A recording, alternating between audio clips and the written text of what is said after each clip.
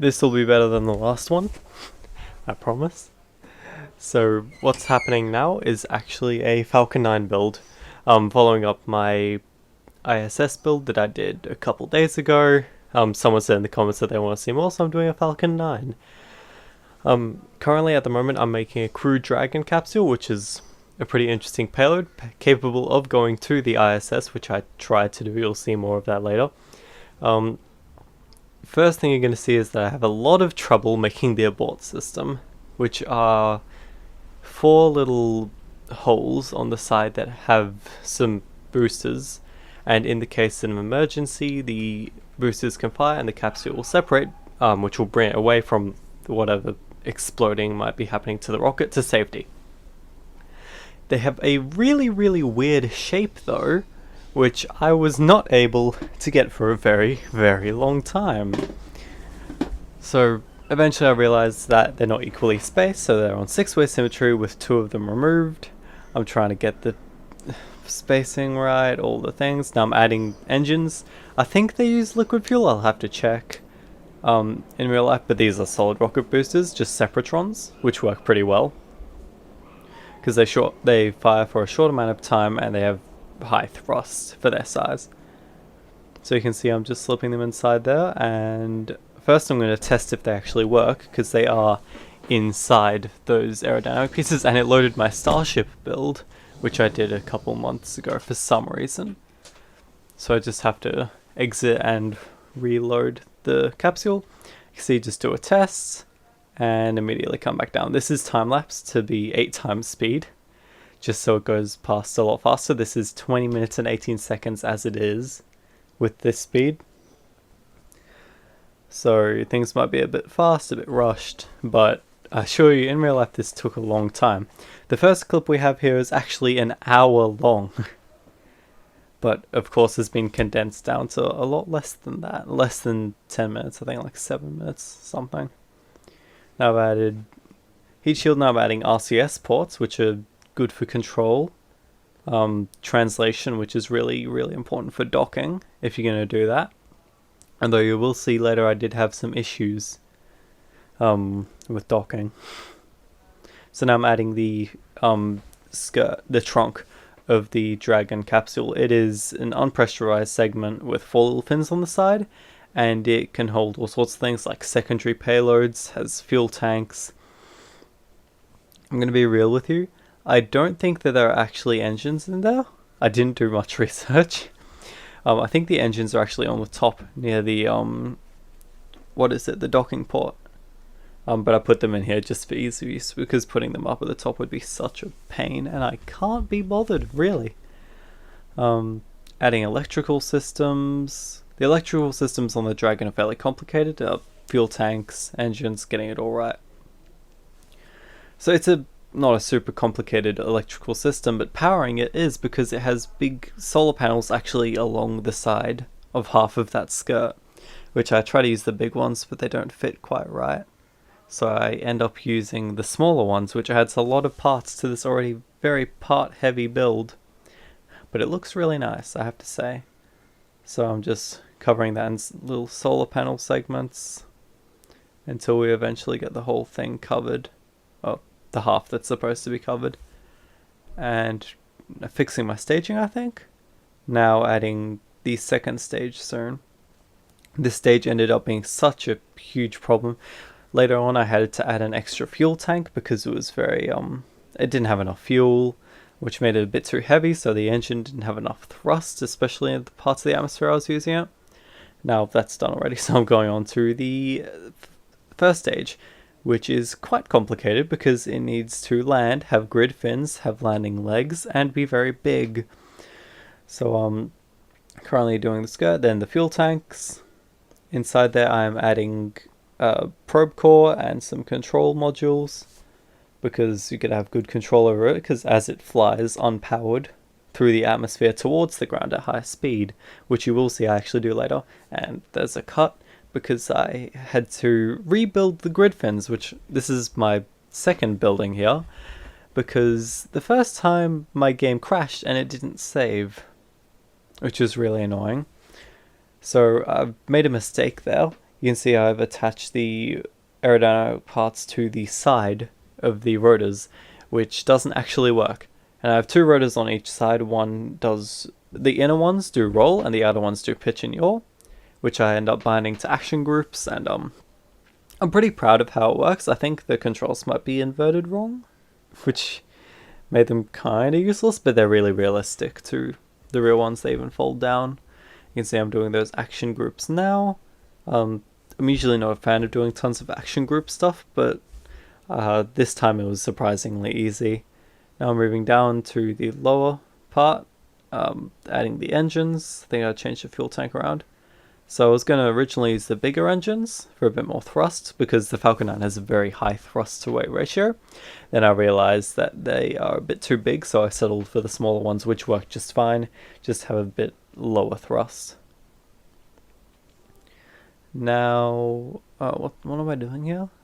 No idea. Now I'm adding landing legs. The landing legs are really important because you don't want to be landing on those fragile engine bells. So I end up using some long triangular wing pieces, which work pretty well, and they aren't very damage resistant, so I put undeployed landing legs on the back, because landing legs are like plain landing legs with the wheels, have lots of resistance to hitting the ground, even if they're folded up. So if you just put those on the end, then they're actually really quite strong, even though it doesn't make much sense. You can see I'm adding those on there. Positioning them was a bit weird and took a bit of finagling. I don't know if that's a word. I think I've heard people say finagling before. I'll go with it's a word. Binding that to action group, so I have action group 2 to lock or unlock them, and the gear landing group to deploy or not deploy them. So they're locked when they're not moving, or at least in the ascent. I've added some struts there, which are purely decorative and actually probably detrimental because they add more drag. Now just adding some grabbing arms, some big struts. Again, it loaded my starship. Added some struts so I can test it on the launch pad. As you can see, it's loading in now. There we go, hovering above the ground, comically high. And I'm not sure what the issue was there. I'm doing this unscripted, but there was an issue, so I've gone back and I've changed the hinges. Hinge deployment. Okay, that's what it was. They were locked and I couldn't unlock them. Now I'm doing it right this time. It's not loading my starship. So now I've unfolded them and you can see that they move with my controls.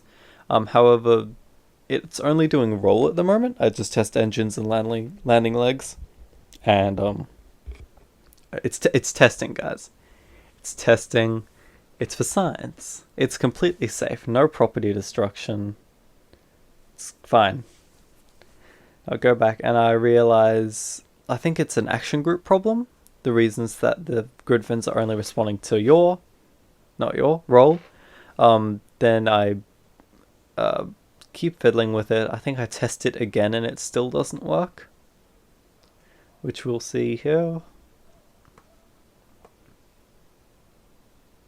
Yep, still doesn't work. You can actually see those meters are corresponding to my controls, and they're not doing anything.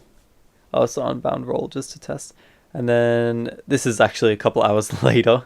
I realized I attached them wrong while I was eating dinner yesterday at this point, as of recording the audio.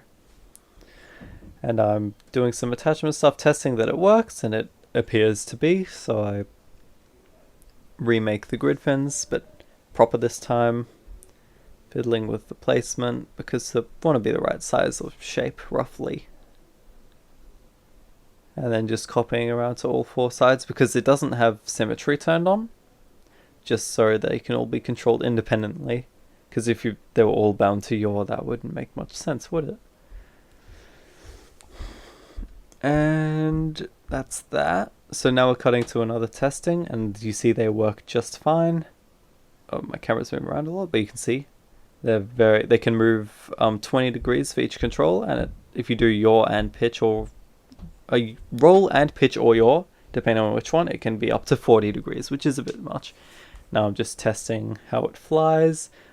Issue with stage separation. The engine kept getting stuck in the skirt of the first stage and crash. It's fine. It's for science.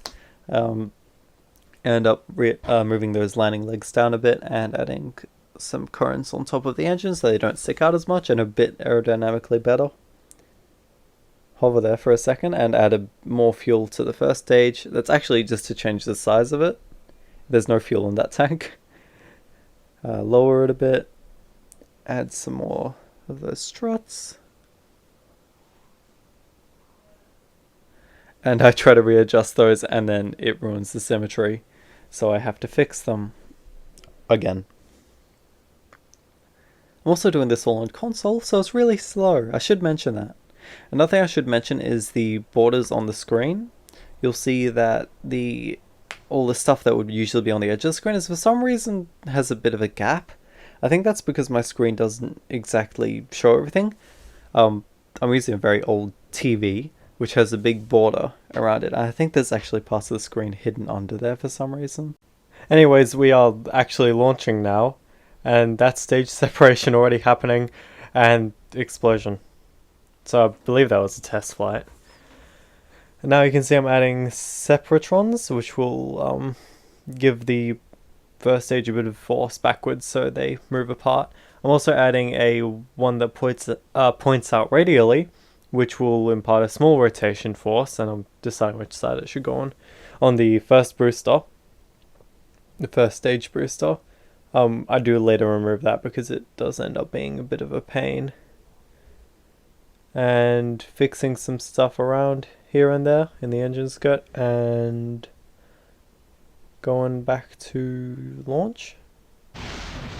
Okay, well, I forgot to add this in. So I did do a full test flight and attempted to dock to my ISS build that I did recently. As soon as I got within 200 meters of the ISS, which is the physics loading range, this happened. This is also full speed, so you can see the gloriously high frames per second. Needless to say, I didn't end up docking, and I will never open that ISS craft again. So I just have that video evidence, but I'm not opening it because it will explode. Okay, here's the actual launch. See, there's a nice cinematic view of the craft.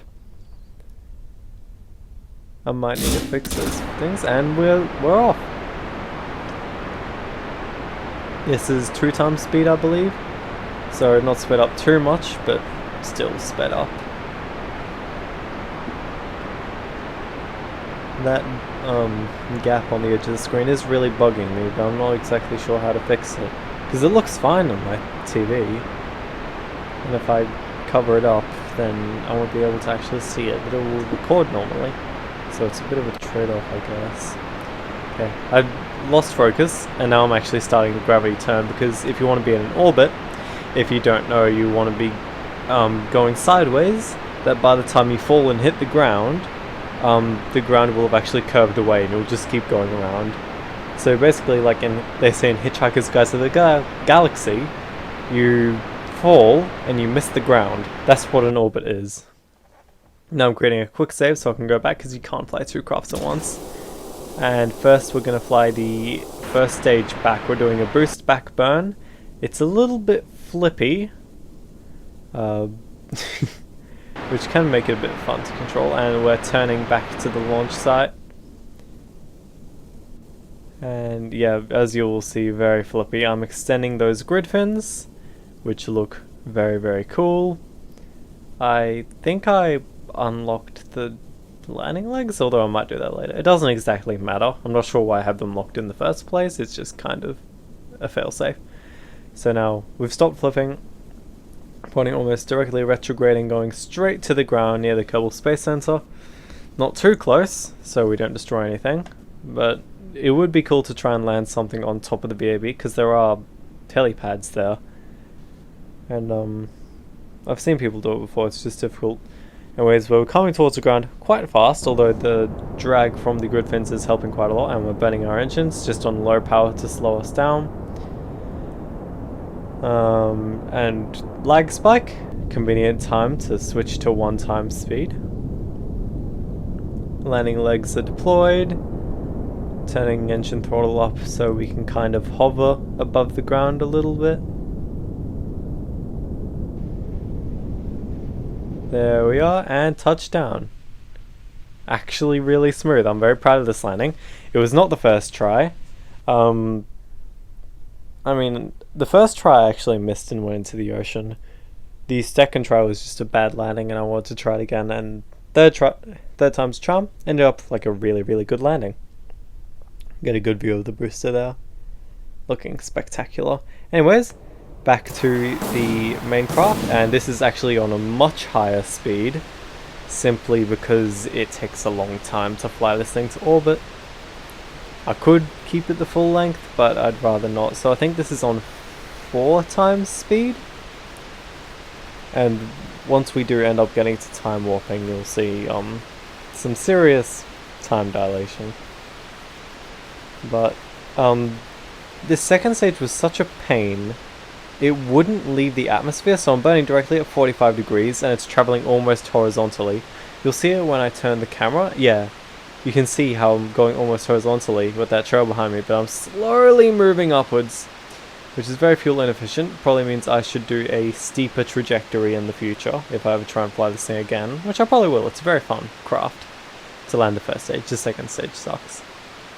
See, we're slowly going up more, and then I turn sideways once we reach around 35,000 meters. And then once the apoapsis is above 70 kilometers, I will turn directly towards the horizon, which will extend our orbit out on the other side and also give us a bit more altitude. So once it reaches 100, I stop, and then I make my way to there, create a maneuver, which I don't have enough delta V inside the atmosphere, but once I leave the atmosphere it turns out to be fine. I'm warping forward very fast. I kept the audio on, so here you can hear the sped up music kicking in. Sounds pretty interesting. Anyways, there's our insertion burn, and there we're done. And there we are. In orbit, separating at very high speed. This actually happened, it's a very slow process. Kind of relaxing. Now I'm just getting some good views. You can see testing out the RCS controls, spinning around for fun. Ooh. It's playing at a low frame rate while I'm recording this audio, so it looks really weird.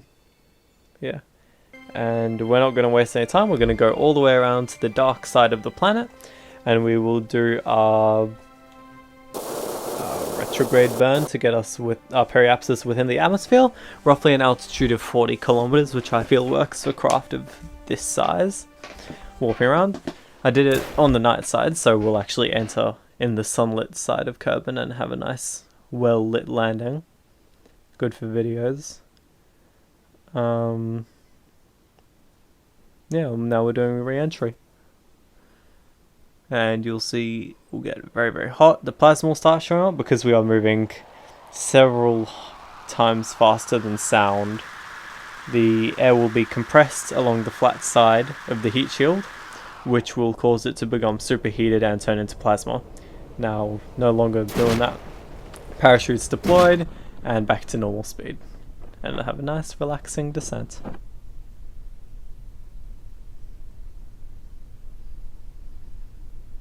Weird visual glitch crossing the screen there. Now we've ended time warp, so this is real time speed. And there you go. Splashdown. Overall, I'm really proud of this Falcon 9, and it was quite fun to fly. It was fun to fly the capsule and the first stage. The second stage was a pain. Oh, there you can see celebratory flip. I wouldn't recommend doing the second stage the way I did. I actually had to add some aerodynamic pieces at the back side of the stage to add a bit more drag, so it would stop flipping because it was very flippy, and you can see fairing broke.